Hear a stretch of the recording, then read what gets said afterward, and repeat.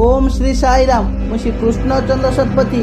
प्रिय दर्शक बंधु मो चैनल को आपण मान स्वागत जनाऊँगी। प्रिय दर्शक बंधु आज जानिबा चमत्कार उपाय। आपण चाकरी खोजुछंती कि चाकरी पाइबा पई ज्योतिष शास्त्र चमत्कार प्रतिकार। ज्योतिष शास्त्र रे नक्षत्र एवं ग्रहर स्थिति को आधार करी प्रत्येक व्यक्ति स्वभाव और भाग्य विश्लेषण करा जाई परिबो। सेहीपरि प्रत्येक राशिर जातक व्यक्ति भिन्न भिन्न प्रतिकार परामर्श दिया जाइछि। आजिर बेकारी एवं प्रतियोगितार दुनिया रे भल चाकरी पाइबा पई बहुत कष्टकर होई पड़ुछि।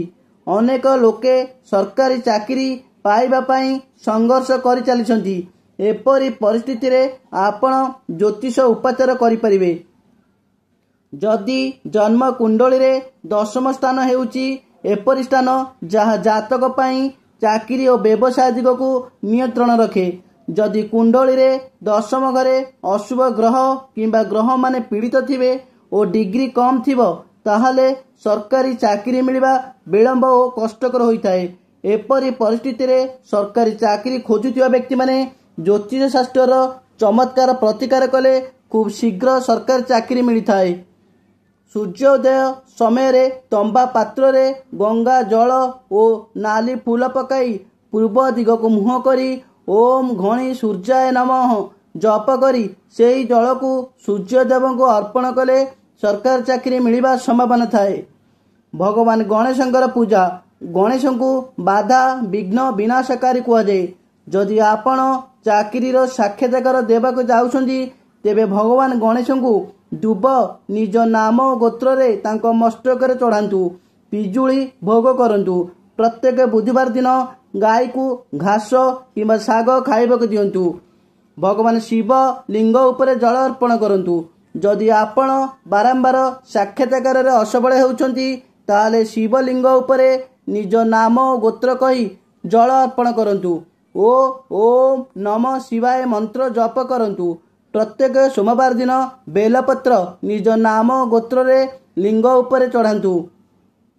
भगवान हनुमान को पूजा। भगवान हनुमान ज्ञान और शक्तिर देवता।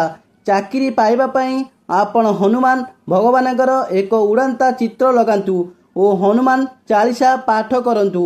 मंगलवार दिन हनुमान सिंदूर और शुद्ध घी निज नाम गोत्र रे समर्पण करंतु। भगवान विष्णु को पूजा। प्रत्येक गुरुवार दिन कदली गछरे पानी अर्पण करंतु। निकटरे थिबा विष्णु को मंदिर रे हलदिया फूल पाचिला कदली निज नाम गोत्र रे अर्पण करंतु। पक्षी मानकु शस्य खाइबाकु दियंतु। गोटिए पात्र रे पंच शस्य गहम मक्का चाउल बाजरा डाली जातीय पदार्थ को एकत्र करी पक्षी मानक सकाळे खाइबाकु दियंतु। नड़िया जेकोसी रविवार किंबा मंगलवार दिन एक नड़िया रे नाली कपड़ा बांधी निज मुंड चारिपटे 7 थर बुलांतु। पूर्व दिग को मुह करी प्रवाहित नदी रे नड़िया को भसांतु। लेंबू। जदि आपण चाकरी साक्षात करबा पई जाउछंती तेबे आपणक मुंड चारिपटे 7 थर लेंबू को बुलांतु। सेही लेंबू को आपणक पाखरे रखंतु। संध्या समय रे सेही लेंबू को पानी किंबा निर्जन स्थान रे फिंगी दियंतु। जन्म कुंडली। आपण जने भल ज्योतिष को आपणकर जन्म कुंडली देखाई दशम घर अधिपति ग्रहकर बीज मंत्र बोलिले आपणकर सरकारी चाकरी होइथाए। जय जगन्नाथ।